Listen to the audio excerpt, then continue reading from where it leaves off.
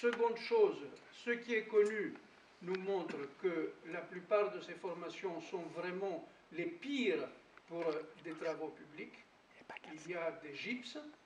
Le gypse est un sulfate de calcium, une formation qui a la particularité de bourrer, entre guillemets, quand il y a une pression tectonique, de se dissoudre à la vitesse grand V à l'eau et d'attaquer les ciments normaux. Bon, déjà, pour des travaux publics, ce n'est pas très recommandable. Il y a des argiles plastiques du genre gonflant, des smectites, qui sont les pires possibles pour des ouvrages. Et il y a des formations calcaires qui sont extrêmement karstifiées, c'est-à-dire affublées de cavités créées par l'eau et sa circulation, avec des rivières souterraines, avec des grottes. Et ça, outre l'aspect hydrogéologique dont je vais parler en 2 mots, ça nous donne une difficulté majeure pour le trajet lui-même, quand il s'agit de tunnels, mais pas seulement, quand il s'agit de viaducs aussi, parce qu'il faut fonder quelque part les piliers des viaducs. Et quand on a un trou dessous, c'est un peu compliqué. Concernant les études que vous avez montrées, c'est une honte, parce que j'ai vu du blabla, mais je n'ai pas vu d'études. Les sondages, comme vous avez justement dit, un sondage dans un calcaire truffé de trous, un sondage, vous faites un sondage ici, il trouve de la roche, et vous faites un sondage là où est l'appareil photo, il trouve un trou. Donc avec les sondages uniquement, on n'a qu'un aspect complètement partiel. Mais la plupart des études que j'ai vues, c'est même pas ça. C'est de l'étude de management, de stratégie, du blabla, qui a qu'une seule et unique raison, c'est de drainer de l'argent, du pognon. Voilà. Autre exemple, autre particularité, le côté hydrogéologique. Il faut bien comprendre que la Basse-Provence tout entière est là un grand réservoir, un grand, immense réservoir d'eau qui concerne les calcaires mésozoïques, excusez-moi du jargon, enfin les calcaires anciens qui font le soubassement de ces régions-là.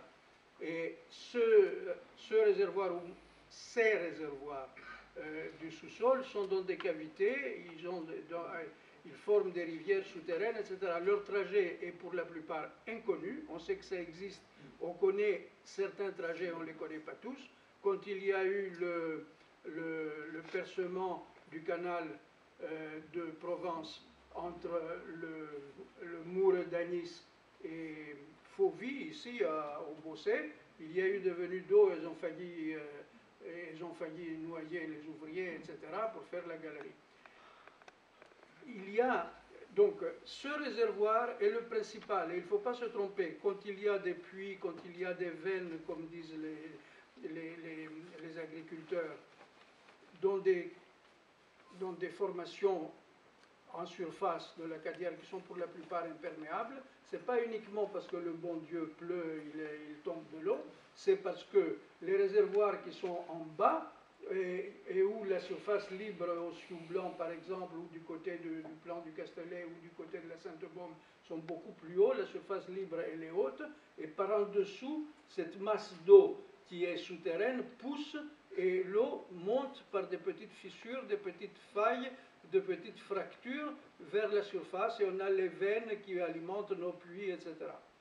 Ça fait que si on perturbe ce système, et on va le perturber avec ce trajet-là, qui passe par le sud de Cuges, qui passe par le Sioux Blanc, et on va perturber le système calcaire qui est là-haut, et donc là, on va perturber non seulement localement l'aquifère souterrain, mais toute l'alimentation de ce qui est en aval, toute l'alimentation entre ce trajet et la mer.